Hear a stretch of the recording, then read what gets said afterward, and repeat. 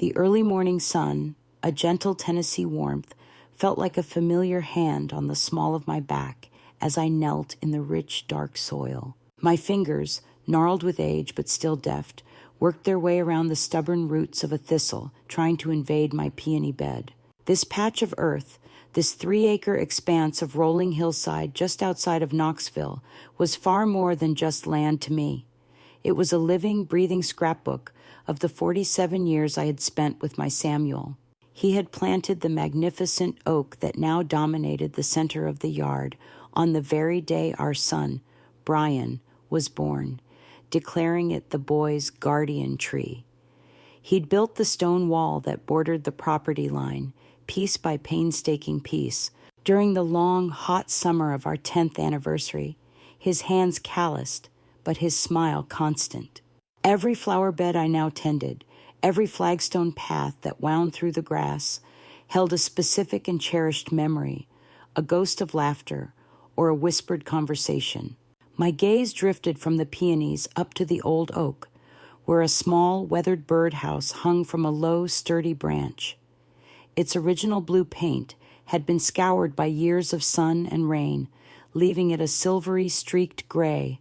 The small, round opening was like a dark, watchful eye aimed at the house.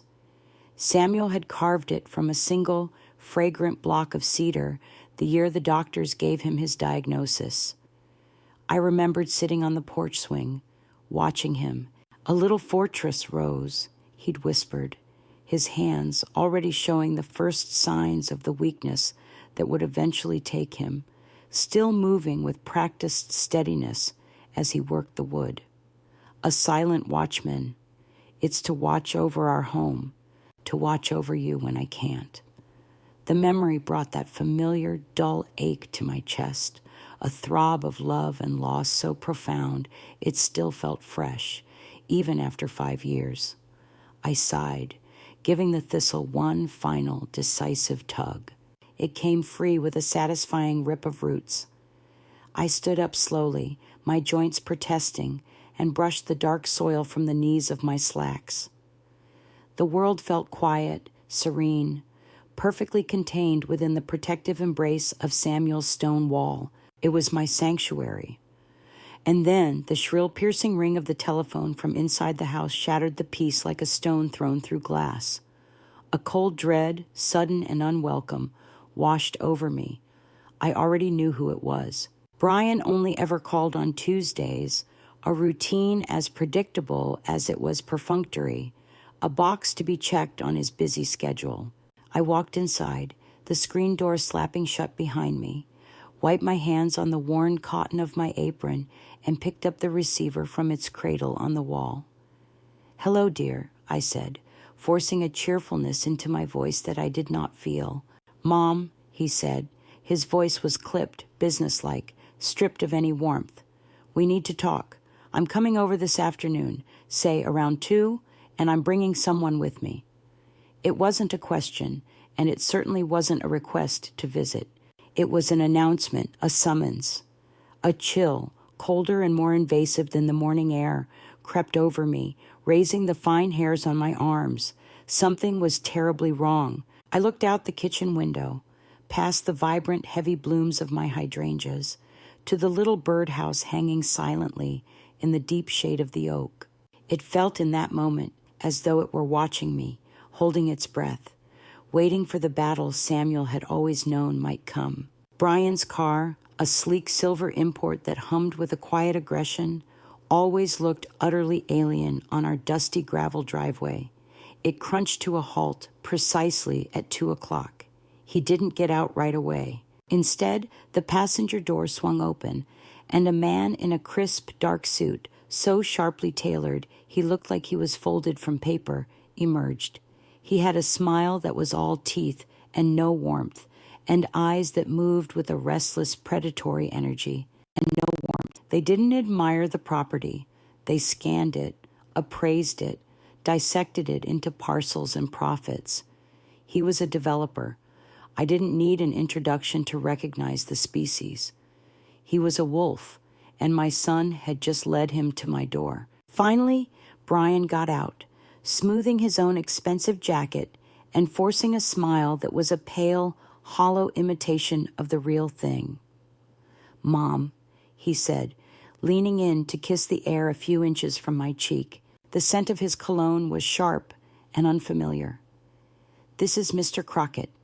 He's a friend, a financial advisor. He's been helping me look at the big picture." Mr. Croft extended a smooth, dry hand that felt cool to the touch. "A pleasure, Rose. You have a magnificent piece of property here, truly magnificent potential." His praise felt like an obscenity, like a butcher complimenting a beautiful lamb. I led them into the living room, the room where Samuel and I had danced to scratchy records on our wedding night, the room where Brian had taken his first wobbly steps, his tiny hand clutching my finger. The air suddenly felt thick, heavy with their ambition. I offered them iced tea, my hands trembling so slightly I prayed they wouldn't notice as I poured the amber liquid into tall glasses beaded with condensation. They sat on the very edges of their chairs, perched like birds of prey, a pair of hunters in my quiet den. "Mom, we're worried about you," Brian began, launching into a speech that was so well rehearsed it sounded sterile. "This is a lot of land for one person to manage. It's a huge responsibility. The taxes, the upkeep. It's a burden we don't want you to bear alone." Mr. Croft leaned forward, his shark smile widening. "What your son is proposing, Rose, is a legacy. We envision a modern, secure, multifamily community. We could even call it the Callahan Estates, a tribute to your family, and more importantly, it would provide you with a very generous nest egg. We've already found a lovely condominium for you downtown, top floor, valet parking, no stairs to worry about, no yard work to break your back over, a life of ease and comfort." They spoke of my life as if it were a failing business model, my home a distressed asset to be liquidated for their mutual gain. I looked at my son, at the hard, polished stranger he had become, and saw only a distorted reflection of Mr. Croft's avarice. I let my gaze drift out the large picture window to the garden, my sanctuary, my life's work. I don't know," I stammered, consciously playing the part of the confused, overwhelmed widow they had already cast for me. "It's all so much to think about. I'm an old woman." Brian patted my hand, his touch light and dismissive. "Of course, Mom. We know. That's why we're here. We're here to help you make the right decision." As he said it, his eyes flickered towards the developer, a shared, triumphant glance that passed between them in an instant. It was a look that sealed my heartbreak, a silent confirmation that I was not a mother to be cared for, but an obstacle to be managed. The following week was a relentless siege, conducted not with armies, but with phone calls. Brian's daily check-ins became a masterclass in psychological warfare. His tone, which had initially feigned concern, now held a sharp, undisguised edge of impatience. "Mom, have you given any more thought to what we discussed?" he'd ask, the pronoun we a constant stabbing reminder that he and the wolf, Croft, were a single entity. "Mr. Croft has a very generous offer on the table, a truly life-changing amount of money, but these things are time-sensitive. Other investors are interested."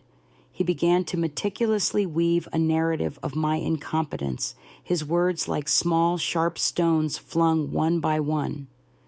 "You forgot to pay the water bill last month, Mom. I had to call and take care of it for you. What if I wasn't here to catch that? They could have shut it off. And you misplaced your reading glasses for a whole day last week. You're getting confused. It's natural, but it's dangerous." Each example, a minor human oversight, was twisted and magnified into a symptom of profound senility. The campaign was designed to make me doubt my own mind, to make me feel frail and foolish, a child in desperate need of a guardian. He spoke of my deep love for the land as if it were a character flaw, a foolish, sentimental weakness. It's just dirt and trees, Mom. It's an asset. You can't let nostalgia cloud your judgment and get in the way of your own financial security. I would listen silently on the other end of the line, my heart growing heavier and colder with each cruel, calculated conversation. My mind would flash back to a different Brian, a little boy with grass-stained knees and a gap-toothed grin, who would run to me with his hands full of dandelions from this very yard, proclaiming them golden sun treasures for my queen. Where had that boy gone? How had his heart become so hard, so barren, that he could no longer see the sun in a field of flowers? One evening, after a particularly brutal call where he'd suggested I might have a fall or forget to turn off the stove and end up hurting myself if left alone here, I walked out into the gathering twilight. The air was thick and sweet with the scent of honeysuckle and night-blooming jasmine. I stood beneath the vast canopy of the old oak, my hand resting on its rough, familiar bark. It felt like an anchor in a churning sea. I looked up at the birdhouse, a dark, stoic silhouette against the deepening purple sky. Samuel's fortress. He had known. He had been a quiet man, but he saw the world with an unflinching clarity. He had known that the greatest threat might one day come, not from a stranger at the gate, but from our own blood. The thought didn't bring me the hot flush of anger, but a profound and weary sadness that settled deep in my bones. The siege would not break me. I would hold the line for Samuel, for the life we built together. The boy who loved dandelions was gone forever, and I had to protect his legacy from the cold, grasping man he had become. I went back inside, the chill of resolve my only comfort. I was not confused. I knew exactly what I had to do. Brian came alone a few days later, on a Thursday. He didn't bring Mr. Croft this time. This was meant to be the final personal push, the son appealing to his mother's heart. He found me on the back porch swing, gently rocking, staring out at the garden that was now ablaze with late summer color. He was holding a thick manila envelope, and he handled it with a reverence that he had not shown me. "Mom," he said, his voice a soft, carefully constructed imitation of the tenderness he had long since abandoned. "I have the papers here. It's all very straightforward. Mr. Croft's lawyers drew it up to make it as simple as possible for you." He sat beside me on the swing, its chains groaning under our combined weight, and spread the documents on the small wicker table between us. The pages were a dense forest of legal jargon, but my eyes, sharp as ever, went straight to the numbers, a sum that was a deep and profound insult to the land, a pittance for a lifetime of memories, a handful of silver for my soul. He was selling my life for a fraction of its true worth. "I know you love it here. I really do," he continued, his gaze fixed on the papers, pointedly avoiding my face. "But you have to be realistic. You're not getting any younger. This isn't about the land. It's about taking care of you. It's about making sure you're safe and secure for the rest of your years." He used his pen to point to a line at the bottom of a page. "You just sign right here, and all your worries are over." My eyes welled with genuine tears, and for a moment he must have believed his emotional blackmail was finally working. He mistook my profound sorrow for surrender. "Don't be sad, Mom. Please. This is a good thing. Think of it as a new beginning, a new adventure." I let my gaze wander across the yard, past the crimson rose bushes Samuel had babied for 30 years, and settled on the little wooden birdhouse. "Your father loved this place so much," I whispered, my voice thick with unshed grief. "He built that birdhouse with his own 2 hands, you know. He said it was the house's little guardian." Brian glanced at it with utter, dismissive disinterest, a flicker of raw annoyance crossing his face. "I know, Mom. It's a nice memory. But it's just an old box on a tree. It's junk. Sometimes, to move forward, we have to be willing to let go of the junk. Junk. The word struck me with the force of a physical blow. It echoed in the space between us. He saw his father's last loving creation, the enduring symbol of our entire life, as nothing more than clutter to be cleared away for bulldozers. That was the moment. Any lingering, foolish hope that I could somehow reach the boy inside the man vanished like smoke. He was a stranger to me, a vulture circling his own mother's home, hungry for the spoils. I looked from the papers back to his expectant, greedy face. I wiped my eyes with the back of my hand, my expression hardening into one of calm, cold resolve. "You're right, Brian," I said, my voice surprisingly steady and clear. "You are absolutely right. We have to look to the future." I picked up the expensive pen he offered me. "Leave the papers. I'll sign them. Tell Mr. Croft to have his notary, or whoever else you need, come on Friday morning at 10. We'll make it official then." His face broke into a wide, triumphant grin. He thought he had won. He patted my shoulder, a gesture of hollow, condescending victory, and left without another glance at the garden or the piece of junk hanging in the tree. The 2 days that followed were a strange sort of limbo, a quiet, heavy pause before the inevitable storm. The house, usually a place of comfort, felt cavernous and unnervingly silent. Each tick of the grandfather clock in the hall seemed to echo the final moments of an entire era. I found to my surprise that I did not cry. The tears had been shed in the preceding weeks, and what was left behind was not sadness, but a cold, hard, crystalline clarity. My path was set. On Thursday evening, as the sun began its slow, majestic descent, casting long, dramatic shadows across the lawn, I walked out to the oak tree one last time as the sole guardian of its deepest secret. I stood on my tiptoes on an old garden stool and carefully, gently unhooked the birdhouse from its sturdy branch. It was heavier than it looked, solid and dense in my hands, a tangible piece of Samuel's strength. I carried it to the porch and sat down, placing it on the same wicker table where Brian had laid out his papers of betrayal. I ran my fingers over the weathered cedar, tracing the faint, familiar lines of Samuel's knife marks, feeling the grain of the wood he had so lovingly shaped. I closed my eyes and remembered his words as if he were sitting right beside me, his voice a low, comforting rumble in my memory. Our little fortress, Rose, a safe deposit box in plain sight. It will protect this place, and it will protect you when I'm gone. There will come a time when you feel lost, when it seems like the walls are closing in and you have nowhere else to turn. That will be your darkest hour. Only then, Rose, promise me, only then do you look inside.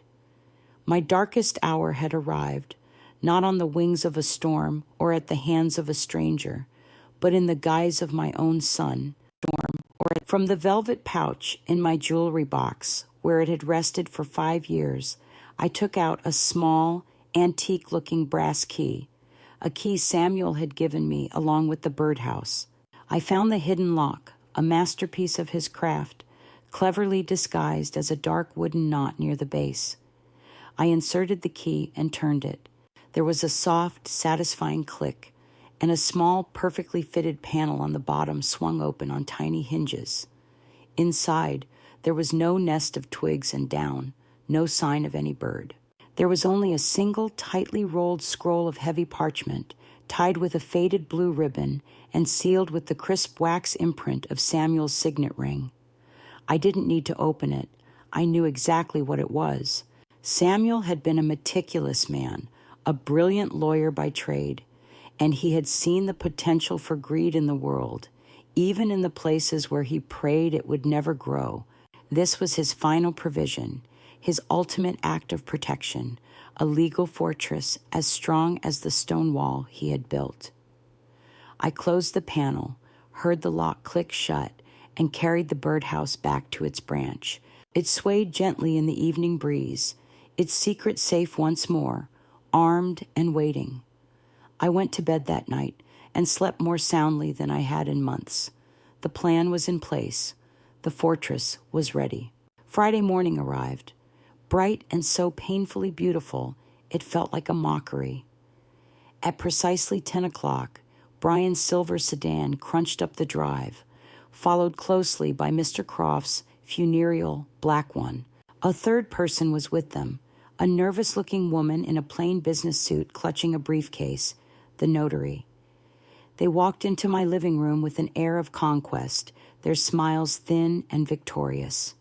Croft was practically vibrating with smug energy, his eyes sweeping over the room as if he were already mentally placing his own furniture. Brian deliberately avoided my eyes, busying himself by clearing a space on the coffee table with an exaggerated efficiency. "Morning, Mom," he said, his voice artificially bright and loud. "Ready to get this done? Let's secure your future." They treated me not like a person, but like a piece of antique furniture being processed for auction. They spoke around me, not to me, their voices low and conspiratorial, as they arranged the documents in a neat stack. The notary, a Ms. Hayes, glanced at me with a flicker of what might have been pity, but she was clearly just there to do a job and get out. They laid the final signature page in front of me, a crisp, white flag of my supposed surrender. Mr. Croft, with a flourish, uncapped a heavy, expensive-looking fountain pen and slid it across the polished surface of the table. "Right here, Rose," he said, his manicured finger tapping the line next to my name. "Your new life awaits." I took a deep, steadying breath, letting it out slowly. I looked directly at Brian, a final silent appeal to the son I once knew and loved. I searched his face for any sign of remorse, any flicker of familial love or last-minute doubt. I found nothing. There was only a restless impatience and a bottomless, chilling greed. His eyes were the flat, empty eyes of a stranger. So I played my part to the very end. I let my hand tremble slightly as I picked up the heavy pen. I let out a shaky sigh, as if I were overwhelmed by the gravity and sadness of the moment. Brian, seeing this, placed a condescending hand on my shoulder. "It's for the best, Mom. You'll see. You're doing the right thing." I uncapped the pen. The sharp scratch of the nib on the thick, expensive paper was the only sound in the tense, silent room. I signed my name, Rose Callahan, in the frail, looping script they expected of me. A collective sigh of relief filled the room, so audible it was almost a gust of wind. Mr. Croft's shark smile returned in its full predatory glory. He immediately began gathering the papers, his movements brisk and triumphant. Brian finally looked at me, a genuine, unburdened smile of relief spreading across his face. "Thank you, Mom," he said, his voice thick with false emotion. "Thank you for trusting me." The trap was sprung. Their victory was absolute, or so they believed. As Mr. Croft tapped the signed documents into a neat, satisfying pile on the table, his movements full of smug finality, I cleared my throat. The sound was quiet, almost delicate, but in the charged atmosphere of their victory, it cut through the silence like a shard of glass. All three of them froze and turned to look at me, their smiles still plastered on their faces. "There's just one more thing," I said. My voice was not the frail, wavering whisper of the confused old woman I had been pretending to be. It was clear, firm, and resonant, with an authority they had never heard from me before. It was Samuel's voice, speaking through me.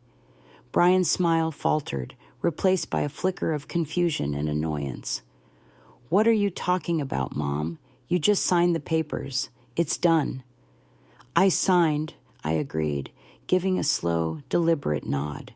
"But the sales agreement is, of course, conditional upon a final inspection of all permanent property fixtures, a standard clause. And there is one last fixture that requires your attention, per my late husband's specific instructions. Mr. Croft let out an exasperated sigh, rolling his eyes.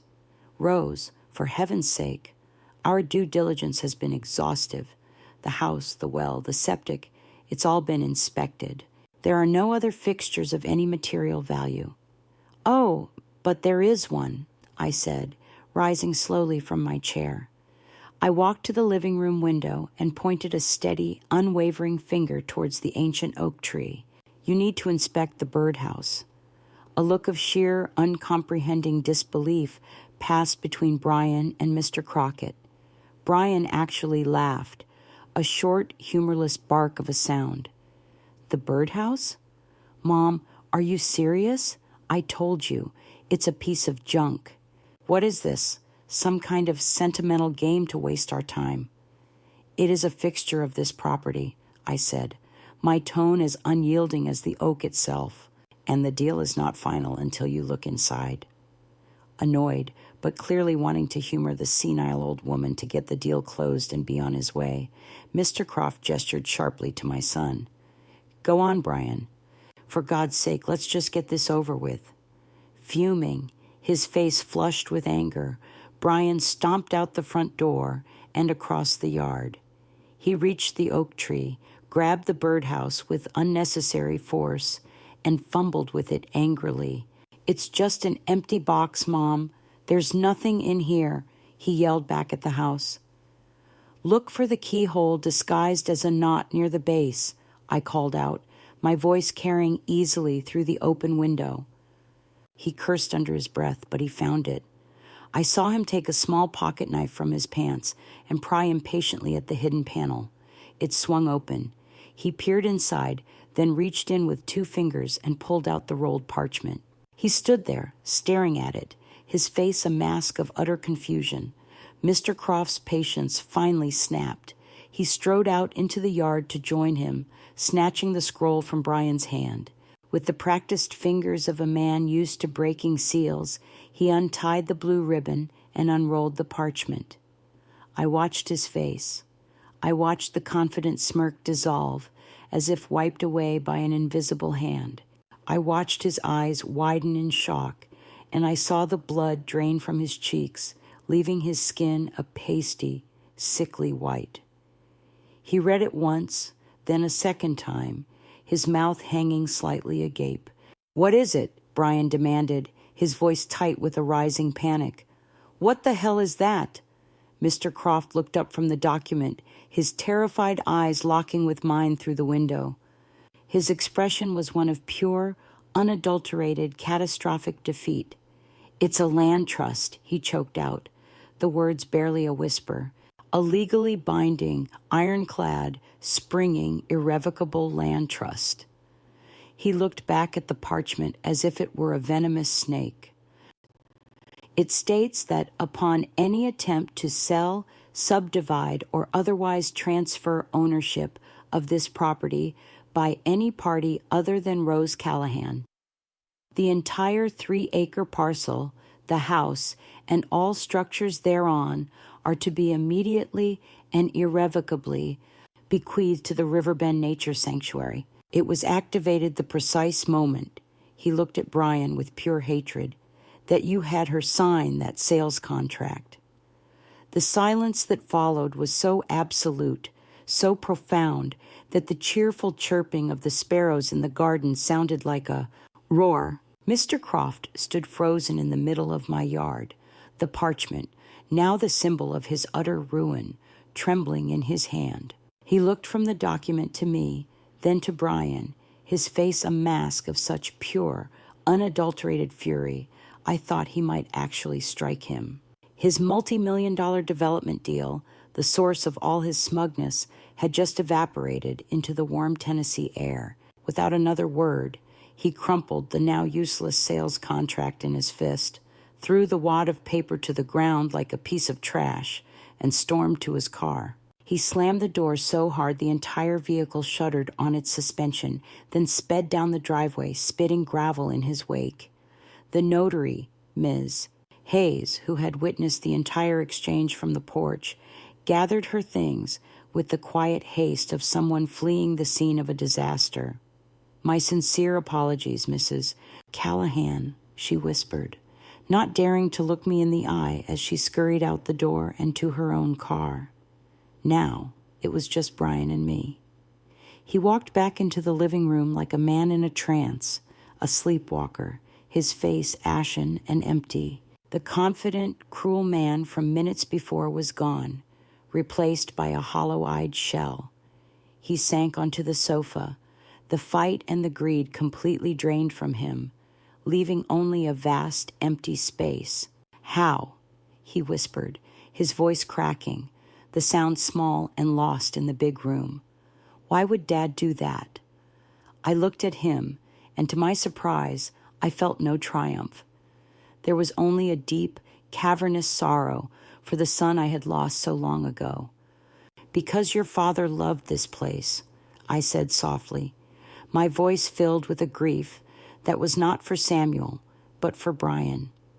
"And because he was a wise man who knew that one day your ambition might become stronger than your love. He didn't do this to punish you, Brian.